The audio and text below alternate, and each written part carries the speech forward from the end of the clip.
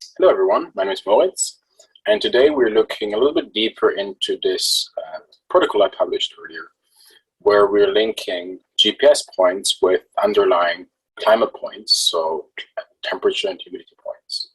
And as you can see on my ResearchGate profile, there's a whole description on how this is working online once we have the data. But in this video, we're going to look at how to collect the data and how that can be used, especially with these devices. So in the very beginning, I want to familiarize you with the concept behind it. And then we're going to look into some practicalities, and then you will understand how this works. So as you can see here on the screen, there's a map with different points and different colors. And what I've done there is I've recorded the GPS points of my location. And I also have recorded the temperature and humidity points using this device. This device is called the RC51H PDF temperature humidity data logger, and it can be purchased from Elitech. And afterwards, we also use their software in order to analyze the data.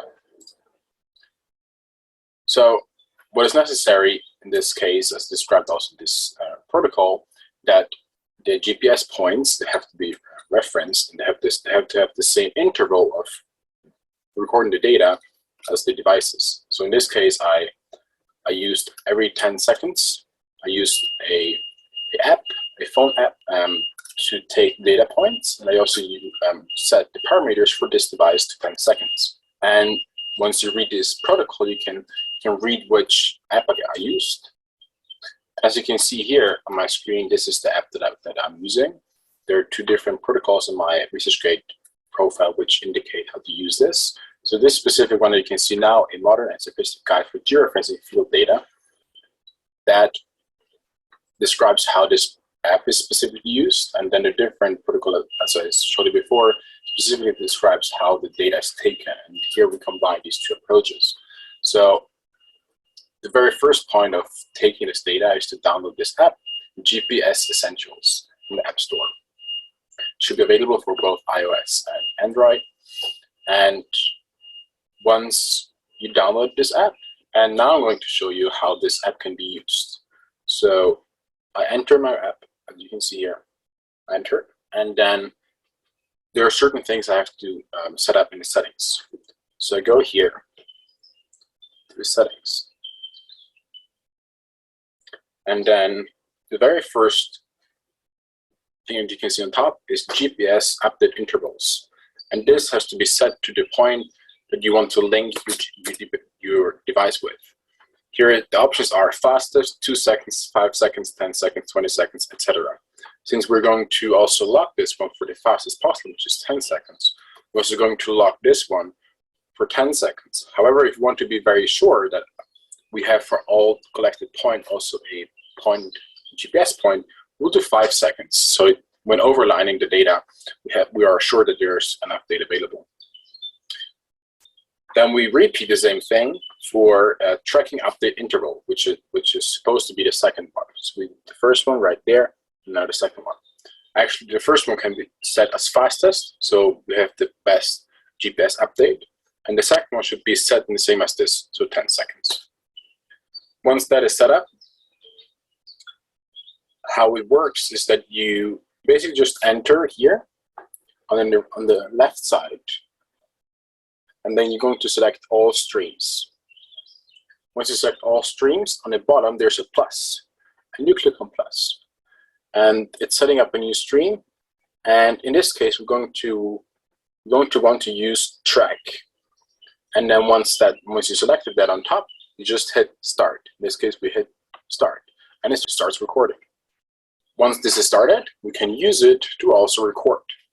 In this case, once we're then done with recording it, we go scroll from the top down, and then we press stop. In this case, it stops the data recording. After this stopped, on the top right, there are 3 dots.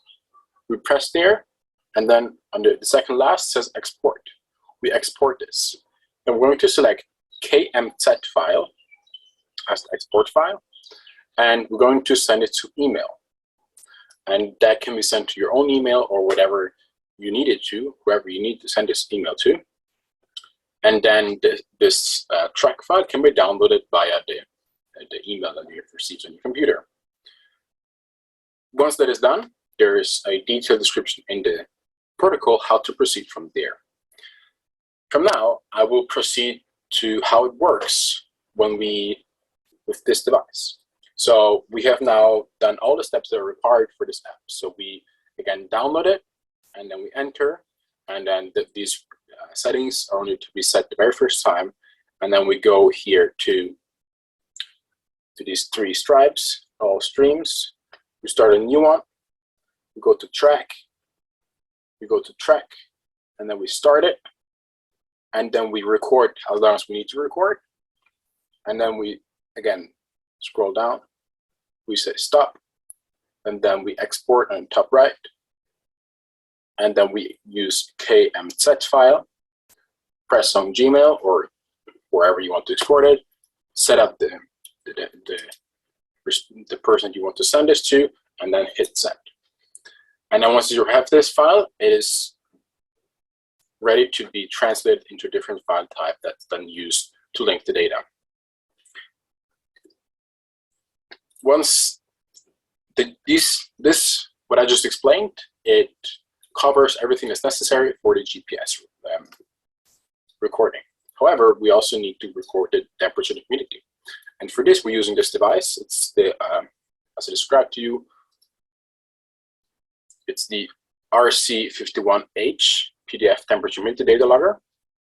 And it usually comes without this metal string and also without the name tags. However, I added them because I used them like this. And this metal string is very important whenever you want to attach it somewhere, for instance, on your bike or in the car or whatever. And then how you use this is you open it, scroll down, and then you can plug it into your PC because there's a USB port. And as you can see here, now we're going to look at how this device works. So so that you can best see, I will take this off, okay? So currently it's turned off. As you can see here, it's turned off. And then when you click once, you will see some numbers, and currently they're saying 29.4 degrees Celsius. And it is very important to look at this. What this here? This means currently. This means currently. And also on top, you can see a little stop sign. It means currently it's not recording data. And what we can go through, we can go to next. There are different sections. So we're going to click again, and then we're going to see this is humidity. We can see there's a 56.3% humidity. And since you can see on top, it's not recording right now. And this spike means it's currently. Afterwards, we press again, and what we can see here is 1,510. This means that the last time I recorded, it was 1,510 data points. Then we click again,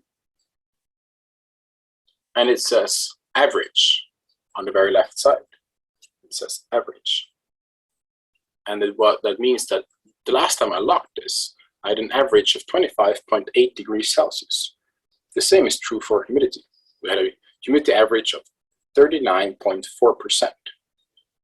And then we're going to, with this arrow, you see the arrow, it points upwards, means this is the highest we've ever reached. And in this case, we were 32.3 degrees Celsius. And the highest humidity was 59.8. Now the arrow points downwards, means it's the lowest temperature. The lowest temperature was 22.7.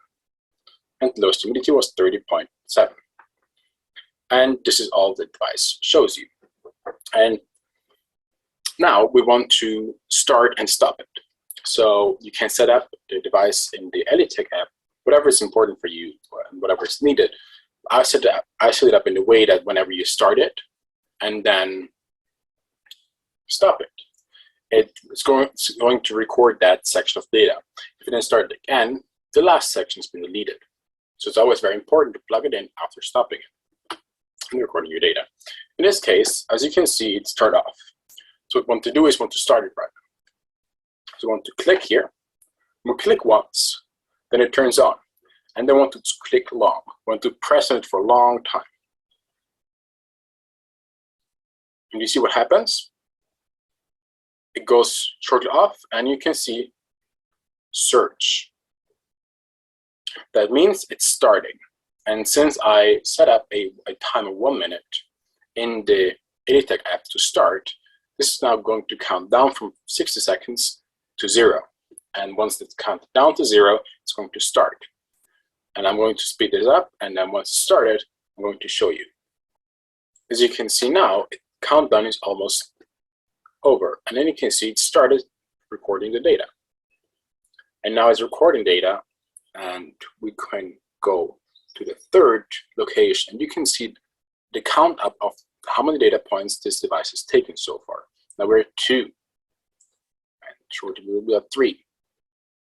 Because we have every 10 seconds. You can see it here, 3. And now click again to up again, turn it on. 1, 3. But we're at 4 now, etc. This will go on until I stop it. And then you might ask yourself, well, how do I stop it? And then we let it go off, as it did now. And then we have now recorded data for a long time, for instance. We want to stop it. We're done with recording data. So we're going to click on it just shortly, and I'm going to press on it for a relatively long time.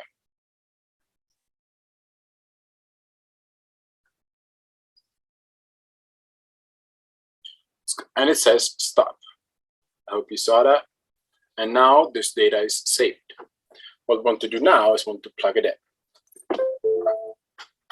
And then we have to download the app provided by Elitech. So we're going to go to this website, elitechlog.com/software/ and then we're going to download the necessary app for your PC. I'm using Windows, so I'm downloading this one. And since I already have it, I can cancel it.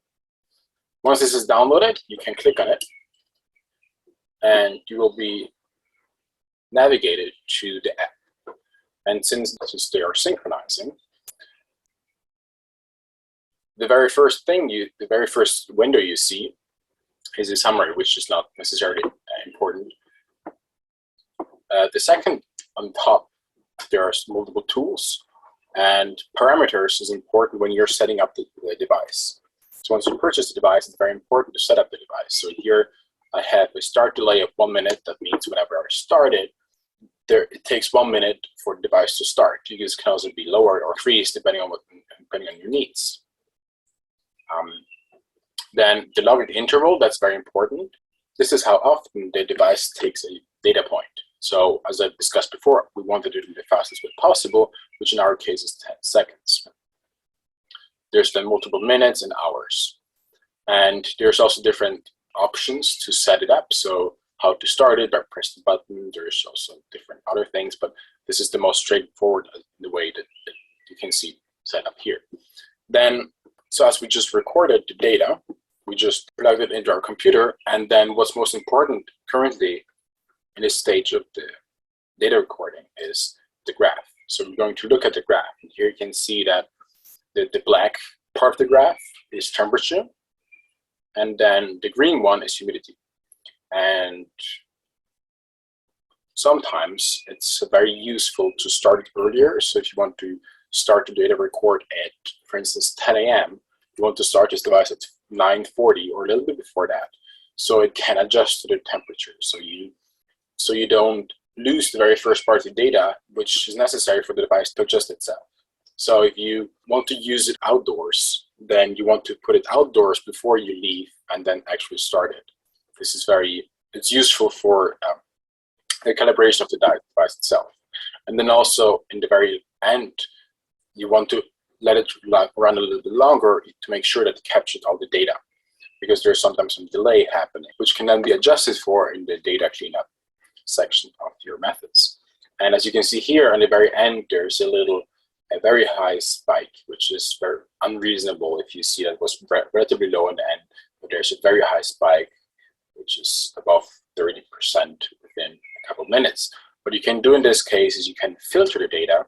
So we can see the spike happened around, you can see here 1306, and all the end is 13:09, so we just clip out 3 minutes, which shouldn't be a big issue. So we do filter data, and then we do until here 06, and then we click OK, and then as you can see here, the humidity spike is gone. And what we then want to do is we want to export it, and we want to export it as a Excel file. You can also export it as PDF file, but then the data cannot be modified. And since we want to synchronize the GPS points with the temperature humidity points, we want to synchronize them. So therefore, we're going to select Excel file, and we're going to want to store this in a directory where it's useful for us, and we can find it again. And that's what I did, for instance, in this case here. So I saved it at this one. After saving it, we have to find a place in our data storage folder where we want to put both the GPS points as well as the temperature humidity points. As you can see here, these are all my times when I recorded data. And then I have a folder where I have for each day where I recorded both GPS points and temperature humidity points, I have both files in one location. And this can then afterwards be used for synchronizing both data sets. How to synchronize these both data sets, that can be found on my ResearchGate profile. And you can check that out if you're interested. But this is for now it. I hope this was clear, and thank you very much.